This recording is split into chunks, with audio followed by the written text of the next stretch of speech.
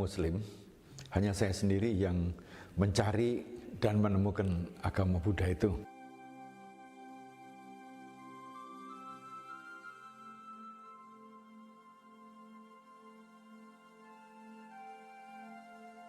Perkenalkan, nama saya Bhikkhu Jayamedo. Jabatan saya pada saat ini adalah Wakil Ketua Sekolah Tinggi Agama Buddha Kertarajasa di Batu, Malang. Usia saya 78 tahun dan saya menjadi bhikkhu pada usia 70 tahun. Ya, saya memang dari keluarga Muslim. Hanya saya sendiri yang mencari dan menemukan agama Buddha itu. Dan dari keluarga, ya tentunya mereka sangat keberatan kalau saya menjadi bhikkhu. Karena itulah maka pilihan saya adalah bagaimana saya hidup sukses, mencari suatu karier, di mana kerja saya pertama kali di American Express Bank, melanjutkan ke selama 3 tahun dan selanjutnya ke Unilever selama 19 tahun, dan kemudian melanjutkan ke Indofood Sukses Makmur selama 9 tahun, kemudian melanjutkan juga di British American Tobacco juga sebagai direktur selama 6 tahun, dan karier terakhir itu sebagai konsultan manajemen.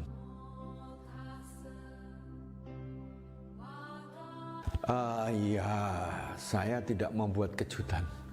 Apapun juga yang kejutan itu nggak baik, dan di dalam keluarga saya tidak menunjukkan suatu perbedaan.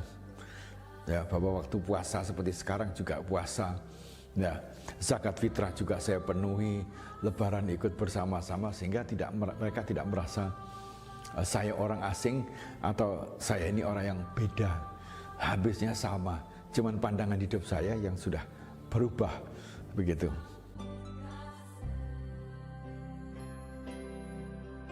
Ya, seorang bhikkhu itu memang terikat dengan 227 peraturan. Ya, ada memang peraturan-peraturan pokok, yaitu bahwa kami ini hidup seperti seorang sufi, seperti seorang penganut marifat. Itu memiliki jubah cuma 2 setel, satu dipakai ini, satu lagi dicuci di wihara.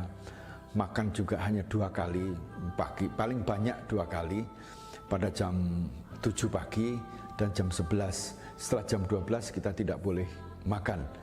Ya boleh itu hanya minum saja. Itu pun sampai selama kita pakai jubah kuning, puasa untuk selamanya.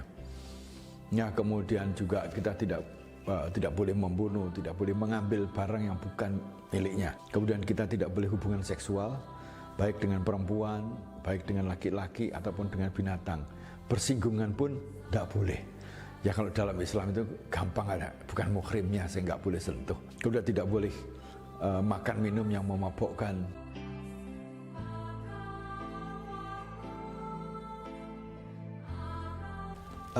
Biasanya kita itu pada jam 4:30 sudah mulai bukan berdoa, tapi mengulang-ulang ajaran-ajaran beliau.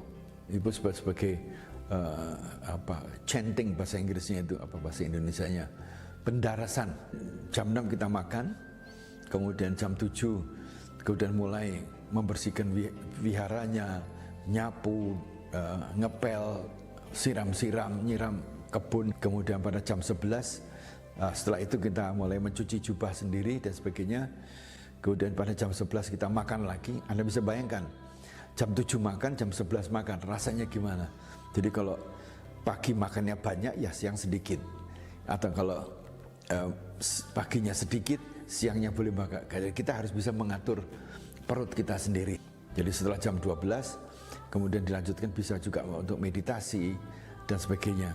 Kalau yang murid-murid di sana, mereka jam 3 sudah mulai, setengah 3 sudah mulai kuliah sampai jam 7 malam. Oh ya, boleh. Tapi tentunya harus ada pengendalian diri. Ya, handphone juga harus dipergunakan sebagai alat komunikasi untuk memudahkan umat berhubungan dengan bhikkhu, bukan untuk kenikmatan mendengarkan lagu-lagu. Seperti anak muda kan HP langsung begini, wah jalan.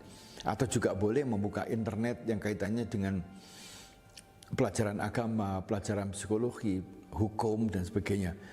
Berilah akses-akses pengetahuan di luar itu untuk kehidupan para biku bermasyarakat.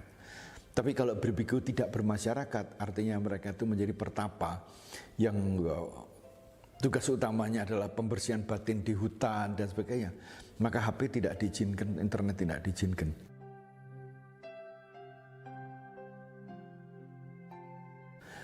Ya, buat saya arti menjadi biku adalah, buat saya ya, bahwa kematian sudah pasti akan datang karena usia saya sudah 78 tahun. Saya ingin meninggal dengan cara tenang, dengan senyum, dengan kemantapan. Saya akan melepaskan. Jadi sebelum meninggal semua itu sudah dilepas, sehingga melepaskan badan wadak ini pun dengan nyaman.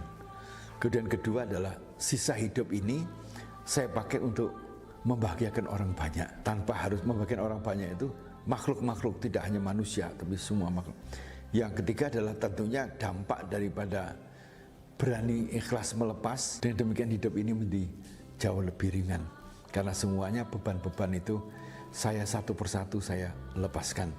Ibaratnya Anda beban pundak dilepaskan, beban yang ada di perut dilepaskan, semua dilepaskan, sudah enteng sekali.